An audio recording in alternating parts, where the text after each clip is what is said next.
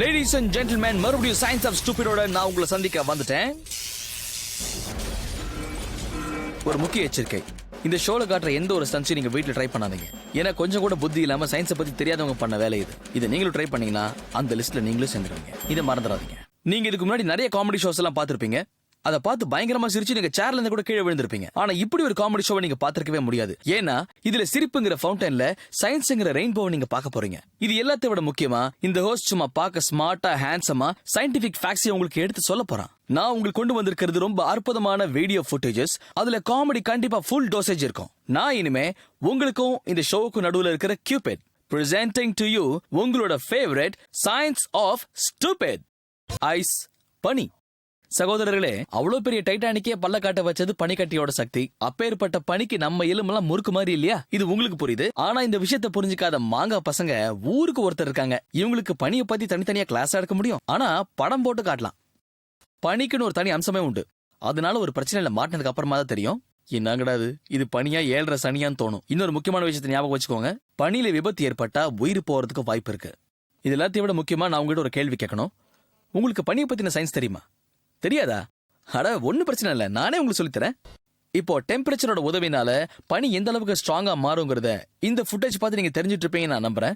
ஏன்னா நம்ம இப்பதான் அண்டார்டிகால நடந்த பிளேன் லேண்டிங்க பார்த்தோம். ஆனா ஒரு சில நேரம் இந்த பனிக்கட்டிகள் இதை விட இன்னும் திக்கா மாறும். சோ அதை உடைக்கிறதுக்கு ரொம்ப கஷ்டப்பட வேண்டியிருக்கும். ஏன்னா அந்த அளவுக்கு திக்கா மாறிடும். அப்படி இருந்தும் சில ஞான பழங்க அதை உடைச்சே ஆகணும்னு கங்கணம் கட்டுவாங்க. எப்படி? அதை நீங்களே சரி, உங்களுக்கு ஐடியா இருக்கா? எலக்ட்ரிசிட்டிங்கிறது ரொம்ப பயங்கரமான விஷயம். ஒரு எலக்ட்ரிக் சேர்ல 2500 வோல்ட் கரண்ட் பாஸ் ஆகும். அப்படின்னா அது நம்ம வீட்டுல வர கரண்ட்டை விட 10 மடங்கு அதிகம். அப்படின்னா யார் அதுல உட்கார்ந்தாலும் உட்கார்ந்த அடுத்த நிமிஷமே கத்தம் ஆயிடுவாங்க. அவ்வளவுதானே?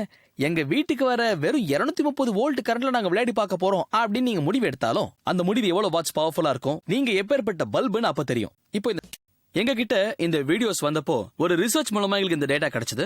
ஜஸ்ட் அமெரிக்கால மட்டும் ஒவ்வொரு வருஷமும் 20,000க்கும் மேற்பட்ட பசங்க ஷாப்பிங் கார்ட்ல அடிபட்டு ஹாஸ்பிட்டல்ல அட்மிட் ஆறாங்களாம். சரி வாங்க அந்த ரிசர்ச் வீடியோல அப்படி என்னதான் இருக்குன்னு பாத்துருவோம்.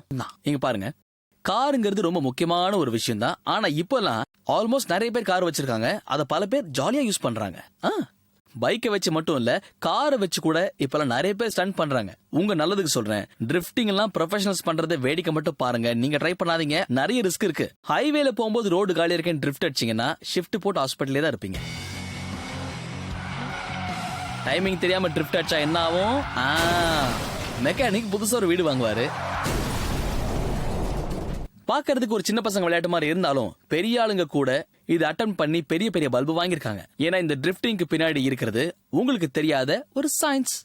இங்க பாருங்க மக்களே, இந்த காலத்து ஃபாஸ்ட் அண்ட் ஃபியூரியஸ் பசங்களுக்கு நீங்க டிரைவிங்க பத்தி கொஞ்சம் நல்லது எடுத்து சொன்னாலே போதும், உடனே ஈகோ ஹர்ட் ஆயிடும். எல்லாம் தெரியும், நீங்க நிறுத்துங்கன்னு வாங்க. டிரைவிங்க பத்தி என்கிட்ட பேசுறேன்னு வாங்க. இங்க பாருங்கன்னா, முதல்ல சைக்கிள் ஓட்ட தெரியாது நீங்க, அப்புறம் பைக் ஓட்ட தெரியாது நீங்க, இப்போ கார் ஓட்ட மட்டும் ஏன் நான் தெரியாதுன்னு டிரிஃப்டிங் தெரியாதுன்னு ஒத்துக்க மாட்டேங்கிறீங்க. இது ரொம்ப தப்புங்கண்ணா.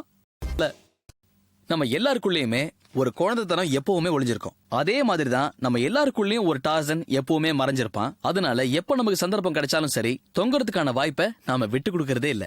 இப்ப நீங்க சொல்லுங்க, இந்த மாதிரி ஒரு வாய்ப்பை நீங்க விட்டுருக்கீங்களா? இல்ல கரெக்ட் தானே? ஆனா எனக்கு ஒரு விஷயம் புரியல, நீங்க என்னைக்காவது இந்த மாதிரி எல்லாம் தொங்கணும்னு நினைச்சிருக்கீங்களா?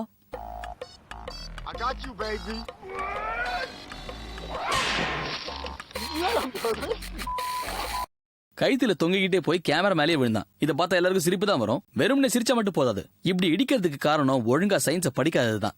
இப்ப நீங்களும் சிரிச்சுக்கிட்டே சயின்ஸை பத்தி புரிஞ்சு. கிட்டத்தட்ட 2000 வருஷங்களுக்கு முன்னாடி ஏன்ஷியன் கிரீக்ல முதல் முறையா இந்த ஒலிம்பிக் விளையாட்டை ஆரம்பிச்சிருக்காங்க. அப்ப கூட இந்த டிஸ்க்ஸ், மண்ணு, கல்லு, இரும்பு வச்சு தயாரிச்சது எல்லாமே எப்படி அந்த மக்கள் அன்னைக்கு பயன்படுத்தினாங்களோ அதேதான் இப்பவும் நடக்குது. வேகமா போக நினைச்சு பிளாஸ்டிக்கை பிராக்டிஸ்ல சுழட்டி விட்டவர் தானே சுழண்டி கீழே விழுந்தார். புது ரெக்கார்டு உருவாக்கினார்ல கீழே விழுந்ததுல. ஒரு வாட்டி நான் கூட டிஸ்க தூக்கி போட்டேன்ல, அதுவும் கோவத்துல. அவசரப்படாதீங்க, அந்த டிஸ்க் இல்ல, காம்பாக்ட் டிஸ்க தூக்கி போட்டேன். நான் ஒரு சாதாரணமான ஆக்டர். இந்த அத்லெட்டிக்ஸ் பத்திலாம் நான் எப்படி யோசிக்க முடியும்? அதுல முக்கியமா இதுல நிறைய விஷயங்களை பார்க்க வேண்டியிருக்கு. இந்த ஸ்பின் ஸ்பீடை கவனிக்கணுமா, ஆங்கிள் கரெக்டா இருக்கணுமா, இதெல்லாம் நமக்கு ரொம்ப கஷ்டங்க. நீங்களே ஒரு வாட்டி. இதுதான் சயின்ஸ் ஆஃப் ஸ்டூபிட். சயின்ஸ் சம்பந்தப்பட்ட விஷயங்கள் மட்டும் இல்லாம இங்க ஃபுல் என்ஜாய்மெண்ட் இருக்கு. அதே மாதிரி இங்க எத்தனை வீடியோஸ் இருக்கோ அது எல்லாமே உங்களுக்கு ஒரு விஷயத்த சொல்லி தருது.